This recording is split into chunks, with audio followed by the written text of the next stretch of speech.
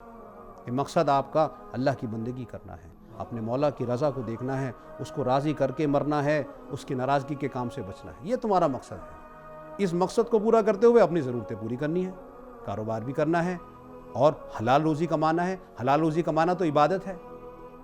ہاں بس ہوتا یہ ہے کہ ہم، کیونکہ یہ ہماری ضرورت ہے، ہمارا کاروبار، ہماری جاب، یہ ہماری ضرورت ہے، اس میں ہمیں لگنے کا تو حکم تھا کہ بھائی لگو، حلال روزی کماؤ، کسی کے آگے ہاتھ نہ پھیلاؤ، سوال نہ کرو، اللہ سے مانگو، تو لگنے کا تو حکم ہے، لیکن شیطان ہمیں پھنسا دیتا ہے۔ اب یہاں بات سمجھنی پڑے گی۔ اب لگنا اور پھنسنا، دیکھیے دو متضاد ایک دم بالکل اپوزٹ چیزیں ہیں۔ مثال دیتا ہوں، کیونکہ مثال اس لیے دی جاتی ہے کیونکہ مثال سے بات سمجھ میں آ جاتی ہے۔ لگی ہوئی چیز اور پھنسی ہوئی چیز کی مثال دیتا ہوں۔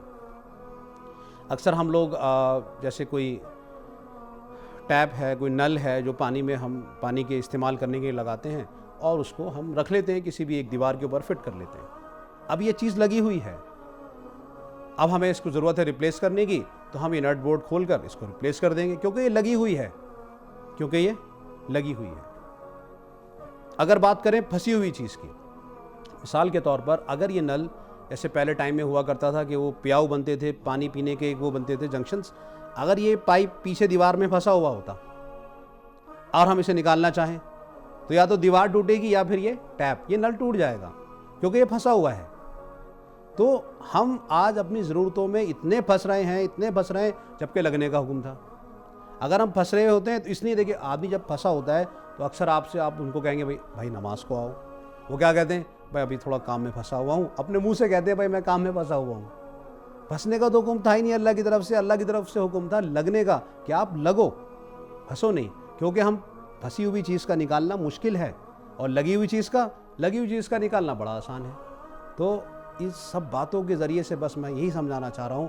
دیکھیے جیسے میں نے گزشتہ بھی آپ لوگوں سے بات کر کے یہی بتایا، اب دور نبوت بند ہو چکا ہے، کیونکہ اللہ کے نبی حضرت محمد مصطفیٰ صلی اللہ علیہ وسلم وہ آخری نبی تھے۔ اب کوئی نبی ہمیں سمجھانے نہیں آئے گا اس دھرتی پر، اس روئے زمین پر، اب کوئی ہمیں نہیں سمجھائے گا۔ اب ہمیں خود سمجھنا پڑے گا، ہمیں اپنا مقصد سمجھنا پڑے گا، ہمیں اپنی ضرورت سمجھنی پڑے گی، ہمیں ان دونوں کا فرق سمجھنا پڑے گا، تاکہ کوئی ہمیں شیطان گمراہ نہ کر دے، ہاں ہمیں شیطان مس گائیڈ نہ کر دے، اور دنیا کو اتنا ضروری چیز بنا کے ہمارے سامنے پیش نہ کر دے کہ ہم بالکل بھول جائیں اللہ کو، بالکل بھول جائیں دین کو، اور سمجھنے لگے، دھوکے میں آ جائیں کہ بس یہ دنیا کی زندگی سب کچھ ہے، اس کو بناؤ۔ تو اس لیے دیکھو بھائی، بہت زیادہ میری گزارش ہے اپنے تمام اس پروگرام کو دیکھنے والوں سے اور سننے والوں سے، دیکھیے ہمیں بہت سمجھ کے کام لینا ہے، ہمیں اپنے مقصد کو پہچاننا ہے کہ دنیا میں ہمیں کیوں بھیجا گیا ہے، اور پھر مر کر ہمیں اللہ کے پاس جانا ہے، اللہ کو اپنی زندگی کا ہمیں سوال، اپنا حساب دینا ہے۔ تو یہ جب ہوگا جب مقصد کو پہچان لیں گے۔ ابھی پتہ ہی نہیں ہمیں مقصد سے دوری ہونے کی وجہ سے پریشان ہیں۔ ایک اور مثال آپ کے سامنے پیش کرتا ہوں۔ لوگ بڑے عمدہ سے عمدہ کپڑے بناتے ہیں عید کے اوپر، کہ بھئی اچھا سا ایک کرتا ہو اور ایک اچھا سا اس کا پیجامہ ہو، اور خوب اچھا بڑا مہنگا سے مہنگا کپڑا خرید کر اچھے سے اچھا ہم پہنتے ہیں۔ مقصد کیا ہے؟ اچھا دکھنا، بدن کا ڈھکنا، اس کا ایک یونیورسل پرپس ہے، لیکن اس کا ایک اور ایکسٹرا آرڈنری پرپس ہے کہ میں تھوڑا اچھا نظر آؤں، تھوڑا خوبصورت دکھوں، خاص کر ہماری خواتین جو ہیں وہ اچھے سے اچھا لباس، کہ بھئی اچھا دکھیں، تھوڑا یونیک دکھیں۔